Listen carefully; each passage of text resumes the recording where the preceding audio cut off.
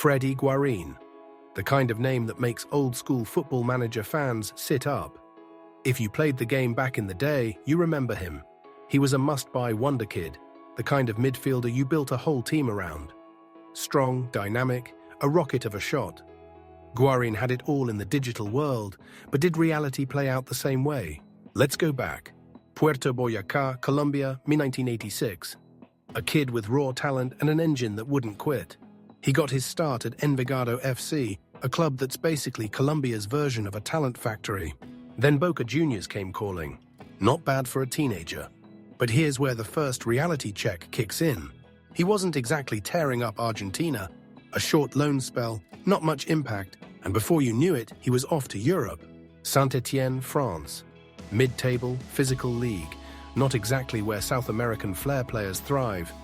And to be fair, Guarin didn't set the world on fire there either. He did just enough. Solid, but not spectacular. But then came the move that changed everything. Porto. Now, this was a club that knew how to turn rough diamonds into world-class stars. Deco, Falcao, James Rodriguez, the list is long. And for a while, it looked like Guarin would be the next name on that list. Under André Villas-Boas, he was a force. That Europa League run in 2011. Guarin was one of the guys who made it happen. Big moments, big goals, and suddenly the big clubs were looking his way. Cue Inter Milan. The move that was supposed to take him to the next level.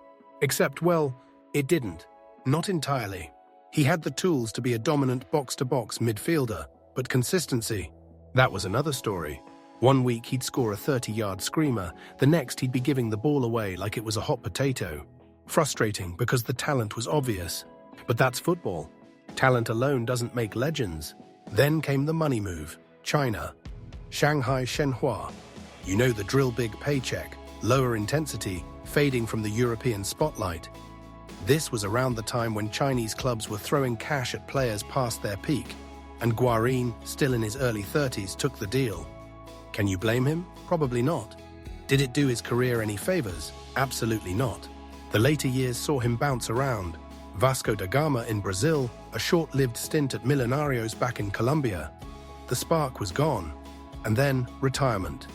No grand farewell tour, no big send-off. Just a quiet exit. And yet, here's where things take a turn. Because off the pitch, Guarin's battles were just as intense as anything he faced on it. Personal struggles, issues with alcohol, real, human problems that don't show up in highlight reels. He spoke about it openly later, admitting the demons he fought behind closed doors. It adds another layer to his story, one that's not just about football, but about life itself. Was Freddy Guarin a Football Manager wonderkid who lived up to the hype? Not exactly. He had moments of brilliance, played for some big clubs, won some silverware, but he never fully became the superstar the video game predicted. Real football is messy like that. It's not just about stats and potential, it's about mentality, luck, and sometimes just being in the right place at the right time. Guarin's career was a mix of highs, lows, and what-ifs. He gave us glimpses of something special, but never quite put it all together consistently. A player who had everything in his locker, but maybe didn't always find the key. And that's the difference between being a good player and a great one. Was Guarin a wasted talent or just unlucky? Let us know in the comments, smash that like button, and subscribe for more deep dives into football's nearly men.